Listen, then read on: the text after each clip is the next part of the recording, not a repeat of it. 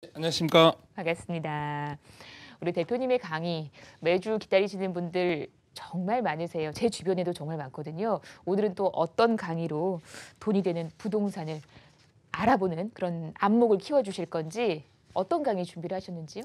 예, 오늘은 이제 마무리 이제 지난 3주간 쭉 가계부채 종합 관리 방안에 대해서 이제 이야기하기 위해서 첫 주에는 이제 저희가 그걸부터 했죠. 부동산 시장에 대해서. 그리고 부동산 시장이 금융시장이 종속된 나머지 사실 가계부채 종합 관리 방안, 가계부채 금융 정책이에요. 그런데 이게 이제 당연히 우리 부동산 영향이 올 수밖에 없는 상황이고, 그래서 그 부동산 시장의 한계성과 여러 가지 뭐 원리 기본 특성을 설명을 드렸죠. 그래서 이제 오늘은 좀 마무리해야 되는 상황입니다. 사실 오늘 방송 오면서 제가 생각한 게, 사실 지금 뉴스 보면 저희가 뭐 남북 대치 상황도 있고 경제 뉴스 상당히 안 좋습니다. 근데 그런 상황에서 어떤 이제 재테크 방송을 한다는 게 좀 안 맞을 수도 있는데, 오늘 이 강의 처음부터 시작했을 때 마찬가지지만 한쪽 방향으로 하지 않습니다. 어떤 위기가 오든 경제 위기가 오든 아니면 어떤 우리나라에 어떤 상황이 오더라도 이제 여러분이 살아가셔야 되잖아요. 앞으로도 그렇고 쭉. 그러면 어떤 이제 다른 시각과 또 그렇게 꼭 다 부동산 특성상 모든 것이 다 한 번에 나빠지지 않는다는 거 여러 가지 아시는 게 나으니까 그런 시각을 공부한다는 생각하시고 봐주시면 좋겠습니다. 우선 하기가 오늘 마무리 지어야 돼요. 이거 마무리 지는데요. 오늘 3부입니다. 3부인데 이제 저희가 이제 먼저 얘기할 건 이번 정책에 대해서 많은 분들이 얘기했습니다. 오락가락하는 거냐? 정부가 오락가락하냐고 물어봤습니다. 아니면 일관성 있는 거냐? 면 저는 정부가 일관성 있다에 한 표를 드립니다. 좀 엉뚱한 얘기죠. 왜? DTI고 LTV고 작년에 분명히 완화했는데 뭐 지금 이렇게 강화되는 것처럼 다른 방식으로 강화시키지만 이게 그러면 오락가락하는 게 아니고 왜 일관성이 있냐고 물어보십니다. 근데 이렇게 설명을 좀 드리고 싶어요. 국가는, 중앙정부는 정말 큰 그림에서 국가 경제를 걱정해야 됩니다. 작년은 이런 경우죠. 어떤 부동산 시장을 걱정하는 게 아니고요. 분명히 제가 그 원리 설명했어요.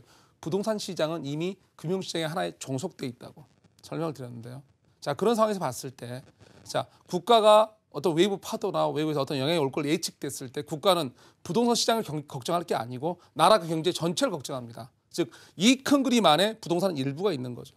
그 시장을 봤을 때 경제를 활성화시키는 목적에서 작년엔 걱정을 한 겁니다. 그래서 가장 빠른 효과가 나는 거, 필요하다고 생각하는 거, 그게 부동산 파트였기 때문에 그걸 완화를 한 거죠. 근데 지금은 외부 파도가 딴 데서 옵니다. 자, 똑같습니다. 그때와 똑같이 일관성 있게 국가는, 중앙정부는 국가 경제를 걱정합니다. 이 큰 그림 안에서 뭐죠? 자, 다시 봤더니 외부 파도가 우리가 만든 파도는 아니에요. 외부에서는 환율 문제라든가 외부 금융위기 문제, 중국 내수 악화, 여러 가지 뉴스가 있는데, 자, 그런 안 좋은 뉴스들이 예측됐을 때 국가는 미리 움직여야 되는데 봤더니 경제를 걱정하는 거죠. 또다시 한번 큰 그림에서. 그러고 봤더니 가계부채가 문제가 되는구나 라고 생각해서 이걸 다시 묶은 겁니다. 제 말은 그래서 무슨 말이냐면, 이번에 정책, 가계부채 관리 방안은 부동산 정책에 대해서 오락가락이 아니고 큰 그림에서 국가 경제를 운영하는 주체인 중앙정부 차원에서는 절대로 일관성 있게 행동한 겁니다. 거기에서 하나의 파트인 부동산 정책이 약간의 변화를 가져온 것뿐입니다. 그래서 항상 중심은 뭐냐면, 제가 항상 그렇습니다. 그래프, 부동산이 오를 때, 뭐 주식도 마찬가지로 봅니다. 오를 때나 떨어질 때 항상 이런 직선은 없습니다. 위로 올라갈 때, 내려갈 때 항상 이런 식이죠. 이런 식 흐름. 떨어질 때도 이런 식입니다. 잔파도를 중요하게 생각하실 게 아니고 항상 장기 추세선, 뒤에 설명할 겁니다. 그런 식 기억하셔야 되니까 오늘 그런 의미 보고요. 정책에 대해서는 분명히 말하지만 여긴 일관성이 있습니다. 오늘 그걸 좀 보여드릴 겁니다. 그래서 쉽게 바뀌지 않습니다. 자, 보시면요. 그래서 이제 보시면 이제 도시공간의 한정, 이제 지난주 잠깐 얘기했는데요. 다시 한번 잠깐만 파고 있어요. 도시공간은 저희는 절대적으로 한정돼 있습니다. 앞으로 모든 부동산 이슈를 풀어갈 때 여러분은 어떤 경제 이슈가 올 때 항상 중요시 여길 건 전제가 뭐냐? 우리의 공간은 한정돼 있다. 그리고 거기에 소득은 완극히 양극화돼 있고 정책은 항상 두 얼굴입니다. 소득계층 대비 아니면 어떤 명분 대비 항상 풀어주는 쪽과 묶는 쪽 나눠져 있습니다. 그걸 기억하셔야 돼요. 그래서 규제 강화가 있고 서민 지원, 이번 정책도 보시면 나눠져 있죠. 그래서 어떻게 되냐면 한마디로 모두를 묶을 수 없다. 부동산 정책은 절대로 모두를 묶을 수 없습니다. 여러분이 만약에 한 시장만 보신다면, 뭐 아파트 아니면 어떤 지역 하나만 보신다면, 서울 이렇게 보신다면 한 지역만 보면 묶일 수 있습니다. 왜? 전체 시장 보신 거 아니잖아요. 나는 이것만 좋아. 나는 이 지역만 좋아. 라고 생각하시면 그거는 묶일 수 있습니다. 그러나 시장을 크게 확대해서 보시면 절대로 한 번에 다 묶을 수 없습니다. 자, 만약 위기가 온다면 사실 지금 오는 상황이잖아요. 사실 이제 제가 강의를 몇 주 전부터 쭉 준비했는데, 뭐 지금 이제 여름말, 이 말 정말 아니었고, 뉴스들 보면 참 걱정되는 뉴스 많습니다. 뭐 북한 뉴스 말고도. 근데 이제 위기가 온다면이라고 생각했을 때 이제 저희 내부 위기가 오겠죠. 저희는 외부에서 오는 위기를 내부 위기가 온다고 이제 산정을 합니다. 왜냐하면 저희의 어떤 산업 구조 여러 가지 문제 때문에 그런데요. 그랬을 때 이제 문제는 모든 사람의 위기인가? 참 엉뚱한 질문을 제가 던집니다. 자, 내부 위기가 오는데 모든 사람이 위기일까요? 그렇지 않았었고 과거에도 이 위기를 살려서 돈을 번 분들이 많죠. 보통 이제 저희가 예전에 뭐 IMF 왔을 때도 그랬고 금융위 아니면 그 전에 어떤 이제 더 선배 세대에서 항상 하는 말이 앞으로 큰 대기업은 쉽지 않을 것이다 말하는 이유가 뭐였냐면 어떤 위기가 있어야 그 기회가 온다고 생각하셨기 그런 말씀 많이 있거든요. 근데 이제 지금도 마찬가지입니다. 이런 위기가 왔을 때 모든 사람이 위기인가? 그렇지 않을 거라는 거죠. 자 보시면 이제 이 모습이 이제 과거에 제가 전 시간에 이제 수업했던 것 중에 이런 것들이 있었습니다. 일본 같은 경우에 부동시장 장기 불황이었고 그다음에 정부의 빈집이 대단히 많습니다. 그리고 그런 상황에서도 빈집이 많은데 전국의 주택 공급을 매년 80에서 90만 원 합니다. 물론 아파트를 짓는 건 아닙니다. 그리고 임차인 보호규제 완화 이게 무슨 말이냐면 집이 이 임차인 규정에 대해서 대단히 강하게 규제를 했습니다. 임차 계약 기간이 끝나도 다음 세를 올릴 때 어느 한도를 정해서 그 이상 못 올리게. 그랬더니 주택 공급이 서민 주택 공급이 악화가 돼 버렸습니다. 빈집이 많은 상황에서도 집세가 올랐어요. 어떤 경우에는. 그러다 보니까 이거를 풀어버립니다. 일본만뿐만 아니라 영국도 마찬가지입니다. 자, 많은 빈집이 있습니다. 여전히. 외곽 지역에 아니면 어떤 대형 있는데 그럼에도 불구하고 서민집 어느 타겟층을 좀 줄여보면 집이 부족합니다. 그래서 이런 이제 역발상 어떤 정책이 나왔는데요. 자, 미국도 마찬가지죠. 미국은 이제 서프라임 모기지 상태를 예를 들었습니다. 제가 보면은 이제 그 당시에 이제 이런 뉴스, 이런 사진들 많이 기억하실 겁니다. 이제 뱅크 온도에서 여러 가지 뭐 차압단 집들이 여러 가지 나오는데 이 상황에서도 마찬가지 뉴스를 보면 당연히 황당한 뉴스가 있습니다. 이거는 이제 그 당시 한인지 제가 캡처한 겁니다. 보시면 아파트 임대료가 급격히 오르고 있다. 자, 2008년 7월입니다. 저 시기에 미국은 아까 보신 뉴스 대부분입니다. 그런데 임대료가 엄청나게 올랐습니다.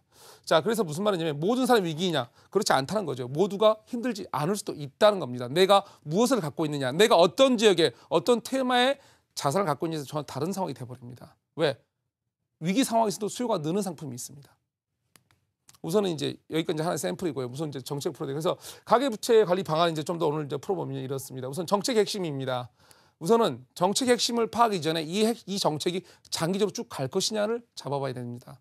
장기적 방향성을 체크하는 게 먼저입니다. 그게 먼저지 이게 뭐 잠깐 왔다 갈 거면 참으면 되니까. 왜? 이게 지금 잠깐의 뭐 위기를 타겟 체계하기 위해서 뭐 한 1, 2년 안에 정책일 것 같다 이런 느낌이 온다면 참으면 되겠죠. 근데 그렇지 않다면 이거는 빨리 심각하게 대처해야 됩니다. 자, 그래서 정책이 그다음에 정책이 장기적 방향을 체크한 다음에 그다음에 시장을 어떻게 적용할 거냐, 이론대 적용할 거냐, 아니면 시장에 우리가 현실을 적용해서 적용할 거냐 좀 나눠지겠죠 스텝이. 자, 보시면 우선은 이제 장기적 방향을 좀 보여드리는데 이게 이 당시 보도 자료였습니다. 이게 이제 보통 자료가 나오면 여기 정책에 대한 보도 자료가 나왔고, 그다음에 원문이 나왔고, 그다음에 속기록이라고 그 참여 인원들이 대화 내용이 있습니다. 그걸 또 자료를 내놨었습니다. 그래서 속기록 같은 거 좀 보시면 좋아요. 왜냐하면 실제 이 담당자 대화 내용이 질문이 남아 있습니다. 참 보시면 내용 좋은데 우선은 이 참여 부서부터 좀 확인하겠습니다. 왜냐하면 이게 제일 중요합니다. 작성 부서가 금융위원회 뭐 이렇게 뭐 금융정책과 은행과 중소금융과 되게 많은 부서가 있어요. 기획재정부, 국토교통부, 통계청, 금융감독원, 한국은행, 주택금융공사. 제가 이걸 왜 다 보여드리냐면 저희 부동산과 연결된 금융 쪽 파트의 모든 파트가 연결되어 있습니다. 이분들이 한 번이 아니고 약 13번에 걸쳐서 만나서 만든 정책입니다. 쉽게 바뀔 상황이 아니고 장기적 방향성이 봤을 때 대단히 쭉 되게 변화가 쉽지 않은 정책이라는 걸 미리 말씀해요. 보완책은 나오겠죠. 근데 보완책도 이렇게 말씀드리고 싶어요. 이게 이제 이 보완책이 먼저 이거 설명 전에 보완책이 무슨 말씀 드리고 싶냐면 이제 이 정책이 나온 다음에 곧바로 이제 여론이 악화되니까 약간의 뭐 그럼 이건 뭐 디테일 연장 완화를 뭐 1년 연장 안에 만에 이렇게 나오는데 이렇게 말씀드리고 있습니다. 제일 중요한 포인트는 우리가 이걸 만든 이유는 외부 파도가 걱정돼서입니다. 외부에서 오는 파도, 내부의 파도가 아니고 외부에서 오는 파도가 걱정돼서 이 정책을 만든 경우 느낌이 되게 강해요. 외부에서 오는 뭐 중국 경기부터 시작해서 금융위 여러 가지들. 그러면 우리가 안에서 내부 정책을 1년 완화한들 외부에서 오는 파도가 멈춰주지는 않습니다. 무작정 그 기간이 연장돼서 그걸 안심하고 기다리시면 안 된다는 말씀을 드리는 겁니다. 어떤 건 적극 대응하셔야 됩니다. 왜? 예전에 IMF고 그다음에 금융위기도 마찬가지고 어떤 외부 파도는 국가에서 조절이 힘듭니다. 국가에서 우리가 그걸 완화한다. 미리 사실 선제 대응한 건데 여론이 나빠서 약간은 연장한다 해서 그게 나를 방어해주지 않습니다. 그걸 좀 머리 기억하셨으면 쓰겠습니다. 자, 우선은 이제 종합 방안인데요. 뭐 핵심은 다른 거 없습니다. 2줄 하나 보여드리려고 한 겁니다. 빚 갚아가는 시스템 구축, 빚 갚아가는 이게 문제였죠. 근데 이제 자세히 보면 분할 상환이 이슈였고요. 그 다음에 이제 저희가 보면 담보 위주에서 상환 능력, 이게 무슨 말이냐면 이번 정책의 핵심은 상환. 근데 그 어떤 상환 능력이냐면 갚아가는 능력이죠. 그래서 심사할 때부터 이제 부동산 예전에 보면 집이 얼마짜리야 해서 이게 뭐 1억짜리면 거기에 맞춰서 이제 대출을 측정을 했는데 이제는 그게 아니죠. 이거 1억짜리인지는 알겠는데 시청자 여러분, 당신 얼마 벌어? 이게 중요한 질문이 바뀌는 거죠. 추가 질문이 생긴 거죠. 그래서 앞으로 이게 내가 갖고 있는 물건의 매수 세력이 커질 것인가 작아질 거냐 이걸 측정하는데 중요한 질문은 뭐다? 내 집을 살 수 있는 그런 소득 능력에 있는 사람이 많냐 적냐. 대부분 집을 살 때 이제는 그냥 사지 않고 대출을 끼니까 그럼 그 대출을 받을 수 있는 수요가 많냐 적냐에 따라서 내 갖고 있는 집에 수요가 왔다 갔다 하는 거죠. 그래서 이제 층이 다르고요. 그래서 소득행지부 다른 정책이 나오는 거고 이게 무슨 말이냐면 이제 제가 했던 말로 어떤 이제 가계소득 증대는 이제 이자로 녹아나는 돈을 얘기하는 겁니다. 그래서 이제 그러지 말라는 얘기였고요. 가계부채에서 관리 강화를 할 거고 이제 마지막 보면 서민 지원 강화. 이제 아까 제가 말씀드린 대로 정책은 한쪽은 규제라면 반드시 한쪽은 풉니다. 왜? 안 그러면 큰일 나요. 이미 양극화 시대에서 양극화 그 중하층 내려간 부분을 꽉 조여버리면 우리가 보통 뭘 하든 이게 탈출구가 없으면 이게 이제 답이 안 나오는 거거든요. 그래서 그쪽을 조일 수는 없습니다. 즉 소득이 되는 분에 한해서 이걸 상환하라 이거거든요. 국가 경제를 위해서. 그래서 정책은 다릅니다. 그러면 이쪽 정책에서 나가는 서민 지원 강화에 나가는 법에서 보면 지원책이라는 게 갑자기 뭐 돈을 그냥 줄 수는 없습니다. 버나 대출 상품일 것이고 그러다 보면 아직까지 우리나라에서는 월세 지원 보증 상품은 별로 없습니다. 여전히 전세라는 제도를 이용하게 될 것입니다. 그래서 거기 시장이 형성되게 되겠죠. 그래서 이제 한전은 다른 계층 정책이 나오면서 정책이란 큰 파도에 시장 반응이 다르게 나옵니다. 이게 무슨 말이냐면 정책 외부 파도가 먼저 왔습니다. 그 요인 때문에 국가는 뭘 준비했습니다. 야, 이래 해서 돈을 물론 갚어. 여기는 어떻게 대응해. 그런데 그 외부 나쁜 뉴스에 한해서도 다른 쪽은 너무 취약한 계층이 되니까 국가는 어떻게 되죠? 보호해야 되죠. 나쁜 뉴스가 왔는데 외부에서 나쁜 어떤 이슈가 들어왔는데 돈이 있는 상위층에 대해서는 어떻게 되죠? 아니 민감직 경기 큰 쪽에서는 분명히 여기 대응을 합니다. 규제를 하고 맞고 당하는데 이 아래쪽은 너무 취약한 나머지 보호를 해야 됩니다. 그럼 어떻게 되죠? 방어 정책을 합니다. 그래서 나쁜 뉴스가 무조건 다 묶지 않습니다. 그래서 이제 시장별 그래프 방향과 기류가 전혀 다른 현상이 나타나게 되어 있습니다. 그래서 이제 그다음에 이제 이거는 제가 아까 잠깐 설명했던 건데 이런 거죠. 현실 그림 직선이 아니다. 이게 무슨 말이냐면 어떤 부동산이든 어떤 자세가 올라갈 때 이런 직선으로 올라가거나 이런 직선으로 내려가는 게 없습니다. 대부분이 이런 식입니다. 즉 이게 혼란을 주죠. 올라갈 때도 이거 더 안 올라가나? 내려갈 때도 마찬가지죠. 역시나 이거 뭐 10년 주기선에 의해서 잠깐 다시 돌아올 거야. 물론 잠깐 어떤 개발 계획이니 뭐니 어떤 뭐 이렇게 이슈에서 호가는 오르지만 쉽지 않습니다. 장기 추세 파악이 정말 중요한 시기가 돼버립니다. 갈수록 왜? 예전처럼 우리가 인구가 팽창해서 외부로 나갈 때가 아닙니다. 개발 이슈가 마구잡이 나올 때가 아닙니다. 그리고 예전처럼 제가 부동산만의 시장이 아닙니다. 부동산은 철저히 금융이 종속되어 있습니다. 그래서 금융시장의 변수가 많아졌습니다. 그 변수가 막 오는데 그러면 그 한 단계 거쳐서 온다 하더라도 부동산 시장도 마찬가지로 많은 변수에 이제 노출되어 있습니다. 그러다 보니까 이게 대응하기 쉽지가 않습니다. 장기 추세선으로 장기적 목적을 가고 투자를 하셔야지 이제 단기 투자는 웬만하면 쉽지 않은 얘기가 됩니다. 그래서 장기 추세를 파악하는 게 중요하고요. 그래서 질문이 이제 이런 겁니다. 제가 이제 시장에 던져보는 거죠. 어떻게 했으니까 현실적으로 소득을 고려했을 때 도심 내 공급이 가장 힘든 주택, 부동산 입장에서 얘기하는 겁니다.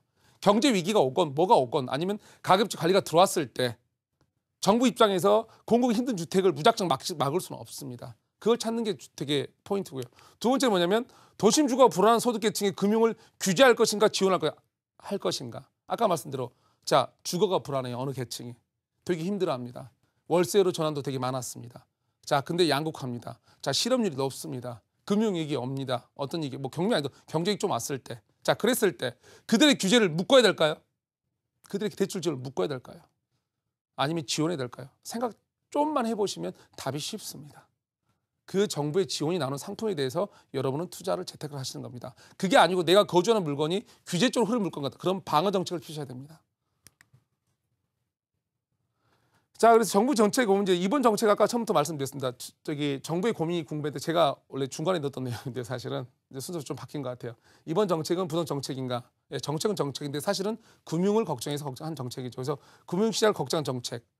사실은 부동산 가격자 걱정인 거는 이게 금융에 영향을 줄까 봐 걱정인 거죠. 근데 이 가격주가 걱정한 이유는 뭐죠? 외부에서 온 파도 때문에 걱정하는 거거든요. 그래서 좀 다른 건데 결국은 이제 금융시장을 걱정한 겁니다. 그래서 또 다른 무엇이 있나는 이제 파도가 우리가 조절할 수 있는 게 아니라는 거죠.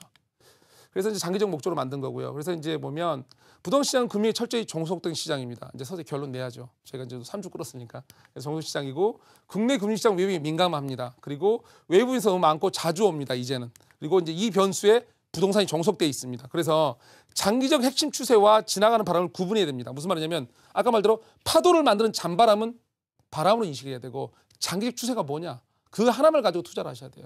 갈수록 노후, 저희가 이제 노후 대비 때문에 상당 오는 분이 많습니다. 남은 노후가 최하 20년, 30년입니다.